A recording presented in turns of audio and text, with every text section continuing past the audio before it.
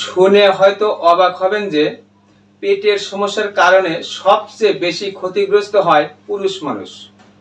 মাত্র হাফ চা চামচ সফুব ওষবা সেবনে পানির মতো পাতলা বীর্য ঘন ও গাঢ় হয়, টেস্টোস্টেরন হরমোনের লেভেল বেড়ে যায়, চিকন ও ছোট লিঙ্গ মোটা ও লম্বা হয়। এছাড়াও পেট ফাঁপা, বদহজম, আইবিএস ও পুরাতন আমাশয়ের মতো জটিল রোগও ভালো হওয়া সম্ভব ইনশাআল্লাহ। সম্মানিত সুধী, পেট ভালো যার সব ভালো তার। বর্তমান প্রেক্ষাপটে পেটের সমস্যা নেই এমন মানুষ খুঁজে পাওয়া একেবারেই অসম্ভব, সে হোক ছোট অথবা বড়, পুরুষ অথবা মহিলা। এই মুহূর্তে যারা ভিডিওটি দেখছেন শুনে হয়তো অবাক হবেন যে দীর্ঘমেয়াদী আইবিএস ও গ্যাস্ট্রিকের ওষুধ খাওয়ার কারণে সবচেয়ে বেশি ক্ষতিগ্রস্ত হয় পুরুষ মানুষ।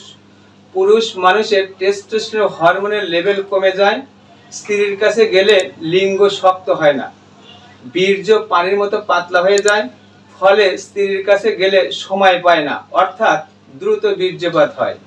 লিঙ্গ আস্তে আস্তে চিকন এবং ছোট হয়ে যায়, শুক্রাণুর সংখ্যা কমে যায়, বাচ্চা কাচ্চা হয় না, প্রস্রাব পরিষ্কার হয় না, প্রস্রাবের আগেও পরে পুঁইশাকের লালার মতো, সাদা ভাতের মারের মতো অথবা পেঁপের কষের মতো বের হওয়া সহ ইত্যাদি সমস্যা দেখা যায়।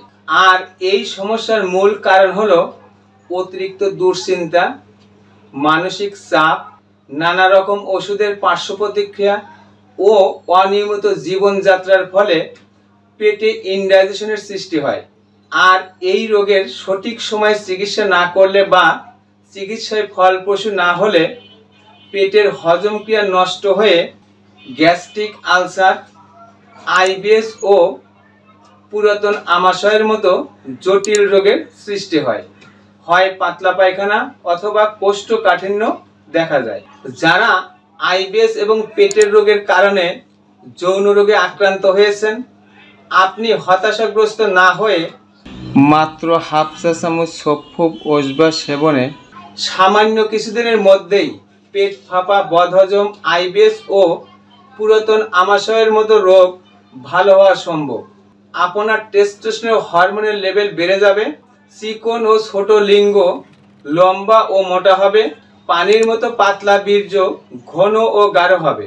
ফলে স্ত্রীর সাথে 25-30 মিনিট মিলন করলেও আপনার বীর্যপাত ঘটবে না ইনশাআল্লাহ। সম্মানিত সুধী, নতুন নতুন স্বাস্থ্য বিষয়ক পরামর্শ পেতে লাইক দিয়ে আমার সাথেই থাকুন, ভিডিওটি শেয়ার করে সবাইকে দেখার সুযোগ করে দিন। আমার কথাগুলো কোথাও বুঝতে অসুবিধা হলে অথবা বিস্তারিত জানতে কমেন্ট করুন। আজ বিদায় নিচ্ছি, আবারও দেখা হবে নতুন কোনো বিষয় নিয়ে। ততক্ষণ মহান আল্লাহ তাআলা আমাদের সবাইকে ভালো রাখুন, সুস্থ রাখুন। আসসালামু আলাইকুম ওয়া রাহমাতুল্লাহি ওয়া বারাকাতুহু।